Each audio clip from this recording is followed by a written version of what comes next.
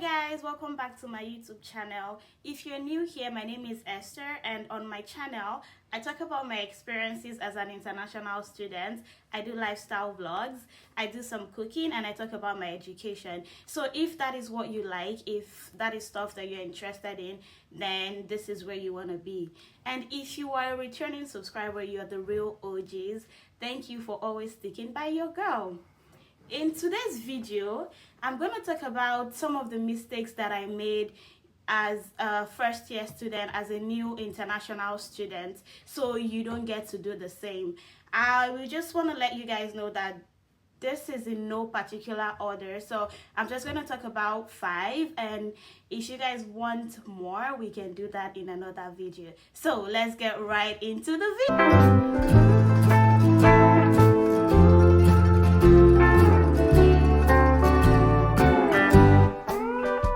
Number 1 is accommodation problems. So when I first got here in my first year, because I didn't take time to look into accommodation, I was forced to stay in residence, that's in the school housing, and that was so expensive.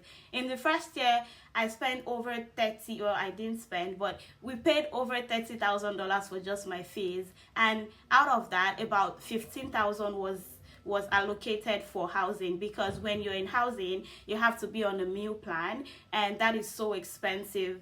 Honestly, finding accommodation as an international student is very stressful. But later I found this amazing platform called Amber, and it completely changed how I look for housing, and that is something you can also invest in. So Amber helps students book and find accommodation in over 250 cities across 7 countries.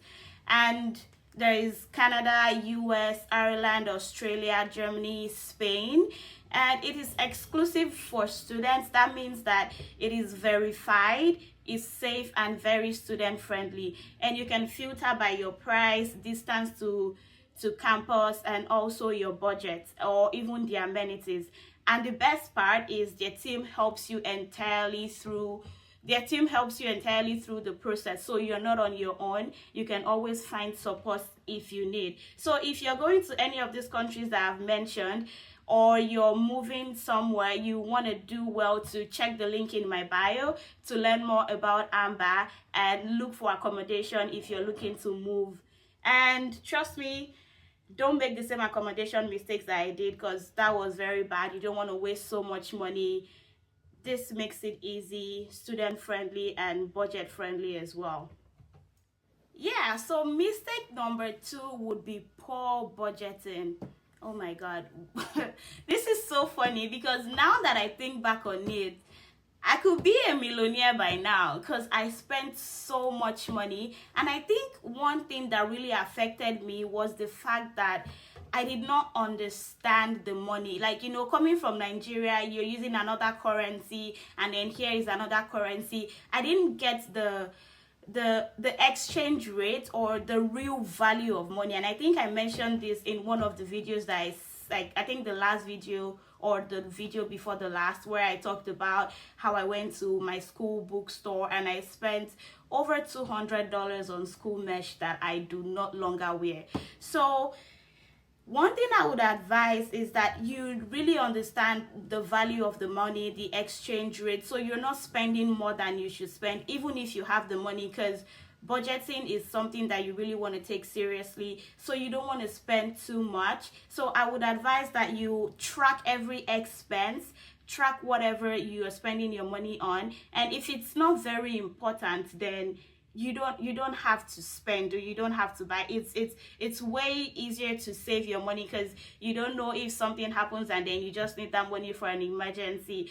I remember as well that the first time I went to the mall in Halifax, and I went into Zara, and I spent like $700 on clothes. Oh my god. Now that I'm thinking about it, it's just very crazy. I shouldn't have done any of that, because that's money that I could have spent on something else, or have that money and use it for something else. So honestly, you don't have to eat out as much. If you're living off campus, you can do your cooking.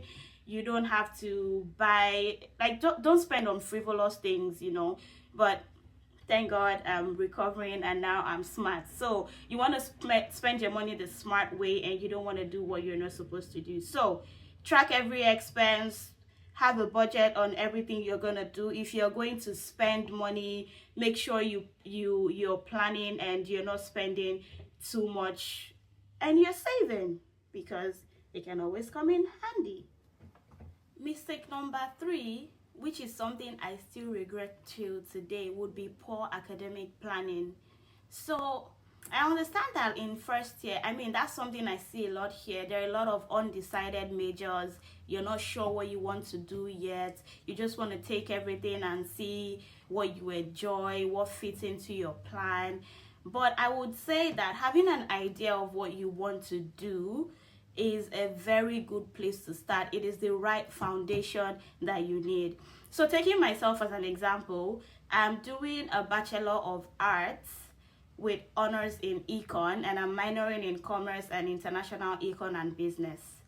But one thing I want to do is to do my CPA, right? So, and if you're going to go into CPA school, you have to have some prerequisite courses that you should have done in your undergraduate, so that when you get into CPA school, you can just skip all of the intermediate or the prerequisite courses and just start doing what you need to actually get your CPA. But because I am enrolled in a Bachelor of Arts and I'm in my 4th year, it's kind of too late to get all of the prerequisite courses that I need for my CPA. So instead of being in a Bachelor's of Art program, the program I should have been in is a Bachelor of Commerce program. So while I'm doing my honors in econ, I can also get my prerequisite courses that I need for CPA. So CPA is for accountants, so the certification and the professional exams that you need to do to be an accountant here. So if I had done like a Bachelor of Commerce, I would have had most of those prerequisite courses, because to graduate as a Bachelor of Commerce, you need to take the core commerce courses, right? So if that is something that I had done, I would have all my prerequisite courses, and I won't have to go and pay CPA school to take those prerequisite courses before I can really advance in my CPA school. So that is like a very clear example of why you need to know what you want to do. I think I did know that I've always wanted to do my CPA, but the thing I didn't do was do my research properly. So anywhere you're going, you have resources available on campus, you have academic advisors. Go see them, tell them, oh, this is what I'm thinking, and they will point you in the right direction. I think I only saw in my 4 years I only saw my academic advisors like twice, and it wasn't even based on what I really needed. So you want to have your right information, you want to do your research. What do I need? This is what I'm looking at. What courses do I need? Stuff like that. So you don't want to make that mistake. Be sure of what you want to do right from the beginning and plan accordingly, so you don't waste your money later, or you're not just eligible to do, say, for like CPA school now, if you don't have some courses, you can't even enroll in the school in the first place. But thankfully, I was able to do some, but I still have a lot that I'm lacking that I'm going to have to go pay CPA school for later. So take time to understand how your program is structured, so you don't end up stressing about requirements later on. If you need to overload in some semesters, because that's what I did so I can get on track, do that. But if you had planned ahead of time, then you won't need to overload in any other semester. So trust me, it will make your life so much easier, especially if you're thinking about postgraduate and you're thinking about getting your PGWP. You want to get all of these things in order. So take note of that and don't make the same mistake that I did. Number 4, and this is very, very important, is not understanding immigration rules. If you don't understand immigration rules, then you are at risk of, losing your temporary status. For example, working more than 20 hours or 24 hours, depending on when you applied for your study permit and when you came into the country. So not understanding how strict these rules are is a very big no. You don't want to make that mistake. At one point, I almost overworked without realizing it, but what saved me was the fact that all the jobs that I did were on campus. So all the jobs that I've had from my first year up to now, I did with the school. Like when I was a residence assistant, when I was a guest associate, a teaching assistant, where I was student manager in school dining. Because at some point I was doing like 3 jobs in a semester, and my hours were getting over the 20 hours or 24 hours stipulated amount of hours that you can work. But my saving grace was just the fact that all my schoolwork was on campus, and when I realized I didn't even want to take any chance, I scaled back on the work and I wasn't doing too much. So always check in with your international student advisors. Don't just rely on what other students tell you. Make sure you're updated, because immigration rules are always changing. Make sure you stay on top of that. Every now and then, just go to IRCC's website and see what is happening. Like, for example, for your postgraduate work permit, as of before 2024 November, you didn't need to have a language test, but now after that time you do need a language test. So things are constantly changing. You want to be sure that you're on the right track, you're not doing what you're not supposed to do, because I've seen a lot of people coming and taking only 2 courses in a semester. That is not full-time. You have to make sure that you're always doing your full-time courses and you're just following the rules and regulations stipulated in your study permit. So that is something you really want to take note of, guys. And finally, mistake number 5 is ignoring networking opportunities. I found that in my first year, I really isolated myself. I was just like, oh, I just want to study, I just want to pass. And honestly, that first year was the year where I had like my F, I failed a course, I had a D, I had a C. Like, it was like the worst academic session for me, because I didn't do well. But like in my second year, my third year, I started to open up more, you know, connecting with people, talking to professors. It's easy to really underestimate how to really underestimate the importance of connections. I mean, maybe coming from a place like Nigeria where everything is like connection.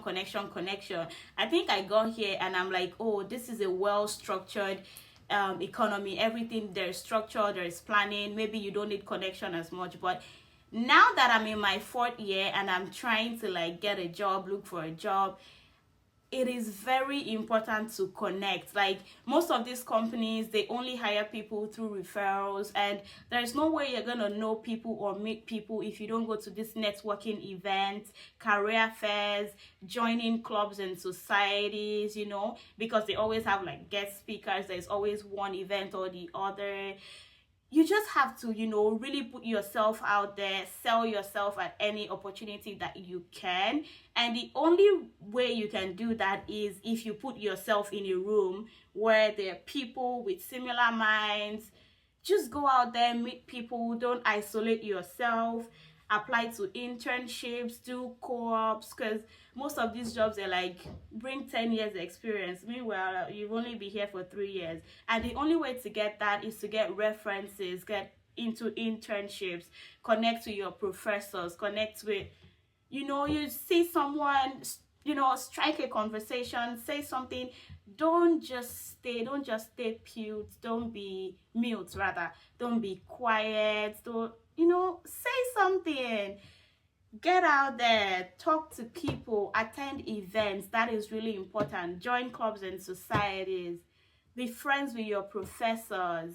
And I feel like I started networking late, but once I did, it made a huge difference in my confidence and my career direction, because now I know what I want to do. I know where I have to be. I know what rooms I want to be in to really advance myself and my career. So that is one mistake that you don't want to make, and I feel like I put this out there so you guys don't make the same mistake. So if you're already into it now and you see that you're making some mistakes here and there, don't worry, you're not alone. It's okay to get to a rough start, but as soon as you get it, as soon as you watch this video, make amends, learn, talk to people, make sure you're on the right part in everything that I've talked about in this video, and you will be fine. Trust me, there is time to make amends. It's never too late, okay?